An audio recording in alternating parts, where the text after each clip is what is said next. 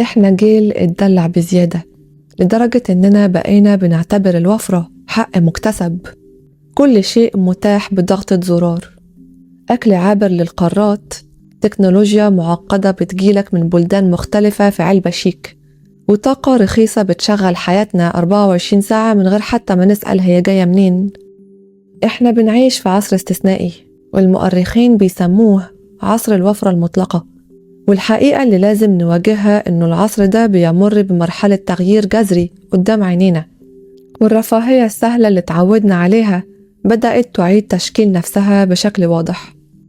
إحنا اتكلمنا قبل كده عن الأرض اللي بتسخن والزيادة السكانية اللي بتضغط على الموارد، والنهاردة هنكمل الصورة عشان نشوف إزاي في عز ما إحنا بنحاول ننقذ الكوكب اكتشفنا إن نظامنا العالمي اللي هو الرأسمالية والعولمة محتاج تغيير كامل. وهنفهم ليه السيستم ده اللي شالنا لسنوات طويلة ما بقاش قادر يكمل بنفس السرعة والآلية القديمة. العالم اللي نعرفه النهاردة مش وليد الصدفة، هو اتولد فعليا في صيف 1944 في فندق في قرية في أمريكا اسمها بروتن وودز. هناك اجتمع ممثلي 44 دولة عشان يحاولوا يبنوا من جديد عالم لسه طالع من حرب عالمية تانية دمرت كل شيء. يومها أمريكا قدمت صفقة جيوسياسية ما تترفضش. أنا هفتح لكم أسواقي تبيعوا فيها، وهستخدم أقوى وأضخم أسطول بحري عرفته البشرية عشان أحمي تجارة العالم في كل المحيطات ومجانا. يعني كده مفيش قرصنة ومفيش حروب بحرية، والأمان مضمون. والمقابل إنه الكل يربط عملته بالدولار، والدولار يتربط بالذهب، والكل يمشي ورايا. ودي كانت ولادة نظام The Bretton Woods، اللحظة اللي حولت أمريكا للضامن العالمي للأمان مقابل الولاء المطلق، واللحظة اللي اتولد فيها صندوق النقد والبنك الدولي عشان يكونوا الحراس الماليين للسيستم ده.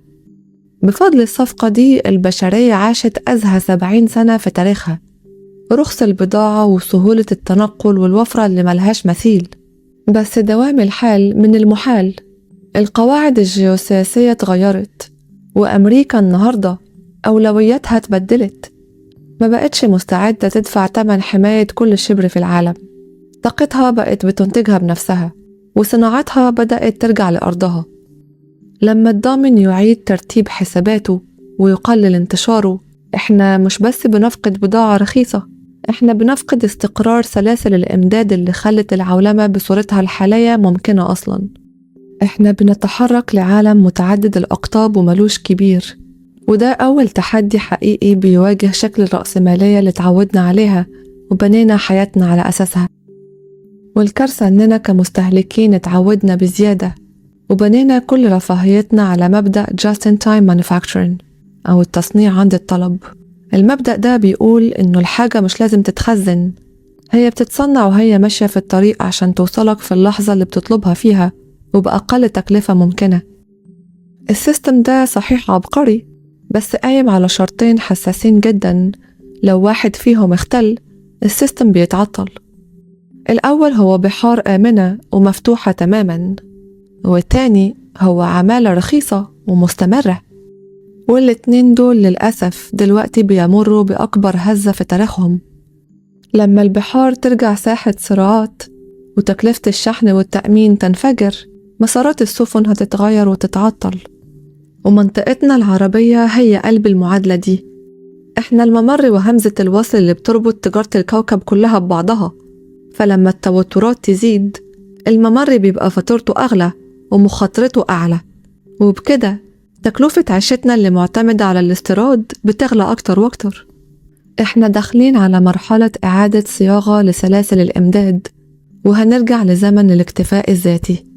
الموبايلات والتكنولوجيا اللي متعودين نغيرها كل سنة والرفاهية المفرطة هتبقى مكلفة جدا، والأكل اللي بيسافر قارات عشان يتحط على سفرتك هيبقى رفاهية للأثرياء فقط. وزي ما قلت قبل كده، بالأثرياء مش قصدي الناس اللي ساكنة في كامباوند وعندها عربيات غالية، الناس دول زينا زيهم، مش ده نوع الثروة اللي هتحل أزمة أكل وسلاح وأمان. أنا لما بقول الأثرياء بيبقى قصدي على النخبة اللي بتمثل 1% من سكان الأرض وبيملكوا نص ثروة الأرض. العولمة كانت بتخلي العالم يبقى أصغر، والنهاردة العالم بيرجع يحط حدود وحواجز، وكل بلد هتضطر تأمن لقمة عيشها بإيدها وبمواردها المحلية. وعشان الصورة تكتمل بص على الصين، احنا بنتعامل معاها كبعبع سكاني، بس الحقيقة إنه الصين بتمر بتغيير ديموغرافي هو الأسرع في التاريخ، وبتواجه تحدي اسمه demographic collapse أو الانكماش السكاني. سياسة الطفل الواحد قلبت تحدي وجود النهاردة. عندها نقص حاد في الشباب اللي المفروض يقودوا قاطرة الإنتاج، والمشكلة مش بس في التصنيع، الكارثة إن المحرك الأساسي للاقتصاد اللي هو الاستهلاك بدأ يهدأ. زي ما انتوا عارفين، الاقتصاد العالمي متصمم تاريخياً على شكل هرم، قاعدة عريضة جداً بتتكون من شباب بينتج ويدفع ضرائب ويصرف، وفئة صغيرة فوق بتقبض معاشات. الحقيقة بقى إنه الهرم ده في أغلب بلاد العالم اتقلب حرفياً، بقوا بيقلوا من تحت وبيزيدوا من فوق.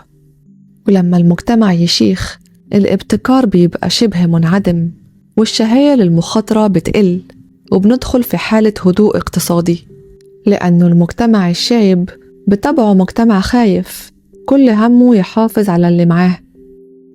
عصر البضاعة الصينية الرخيصة بيمر بمرحلة تحول قاسية، والصين وهي بتعيد ترتيب أولوياتها بتغير معاها كل الخيوط اللي بتوصل لنا كل تفصيلة في يومنا، من المصنع لحد باب البيت.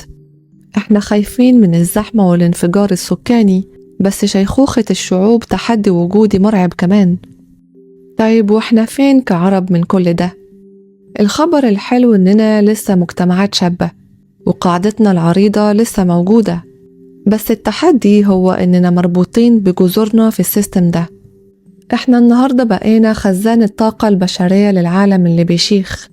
الهجرة مش مجرد سفر، دي عملية نقل عقول ودماء كبرى. شبابنا بيروحوا يسدوا فراغ في مجتمعات قررت إنها تتوقف عن النمو السكاني. العالم النهاردة ما بقاش بيسحب مننا موارد طبيعية وبس، ده بقى بيعتمد على أغلى ما نملك، طاقة شبابنا، عشان يسند نظام ما بقاش قادر يقوم على رجله ديموغرافياً. السيستم المالي العالمي كله قايم على رهان إنه دايماً هيبقى فيه نمو مستمر وبشر أكتر يسددوا ديون الماضي. وعشان نفهم إزاي الرهان ده بيفشل في أرض الواقع، بص على اليابان. تلت شعبها عدى 65 سنة ومديونة بضعفين حجم اقتصادها. هنا بنكتشف إنه الحسبة ببساطة ما بتجمعش. اليابان هي المستقبل اللي بيوريك إزاي دولة عظمى ممكن تدخل في حالة ركود دائم لأنه ما فيش شباب يشيلوا الديون دي. هنا لازم نفهم إننا بنحمل الأجيال اللي جاية ديون نظام محتاج إعادة هيكلة شاملة. بمجرد ما وهم النمو اللانهائي ده ينكشف ويواجه الحقيقة، التغيير مش هيكون مجرد أرقام حمراء في شاشات البنوك، ده هيغير جذرياً في نمط حياتنا الاستهلاكي اللي بنيناه على الوهم ده. ولما بنتكلم عن نقص البشر، دايماً بتطلع نغمة إنه الذكاء الاصطناعي هو المنقذ. الحقيقة إنه الروبوت ممكن ينتج، بس مستحيل يستهلك. الروبوت ده ما بيشتريش بيت ولا بيحرك عجلة التجارة برغبته في الحياة، والذكاء الاصطناعي نفسه محتاج طاقة جبارة ومعادن نادرة تشغله. لو العولمة اتفككت وتجارة المعادن تعقدت، التكنولوجيا نفسها هتواجه تحدي في التشغيل. التكنولوجيا هنا مسرع للأزمة مش منقذ، لأنه لما العمالة تختفي، الدخل اللي بيخلي الناس تستهلك بيختفي معاها، والمحرك الأساسي للسيستم كله بيقف. إحنا هنا داخلين على حالة The Great Stagnation أو الركود العظيم، والسبب إنه المستهلك نفسه ما بقاش موجود بنفس القوة، أو بقى عجوز لدرجة إنه ما بيصرفش. وعشان كده العالم ممكن يتقسم لتكتلات إقليمية، واللي هينجو هو اللي بيملك مثلث القوة الحقيقي، اللي هو الشباب والطاقة والأكل. أمريكا بتعيد تموضعها، وأوروبا واليابان بيواجهوا تحديات صعبة في الطاقة والسكان. إحنا في منطقتنا داخلين على عصر لازم الدول تسيطر فيه على مواردها وتأمن شعبها الأول قبل ما تفكر في التصدير. اللي معاه قمح وطاقة هو اللي هيفرض شروطه. وهنا لازم نربط ده بالمناخ. الأرض بتسخن، وإحنا فعلا ممكن نكون داخلين على أزمة مناخية. فلما تجتمع الأزمة دي مع تحولات العولمة، انت كده قدام the perfect storm أو العاصفة الكاملة. عشان نواجه المناخ ونحول العالم لطاقة خضراء، محتاجين تعاون عالمي ملوش مثيل. محتاجين عولمة في قمة قوتها عشان ننقل التكنولوجيا والموارد. لكن الحقيقة إن العولمة بتعيد تشكيل نفسها وبتميل للانغلاق في اللحظة اللي محتاجين فيها الانفتاح أكتر من أي وقت فات.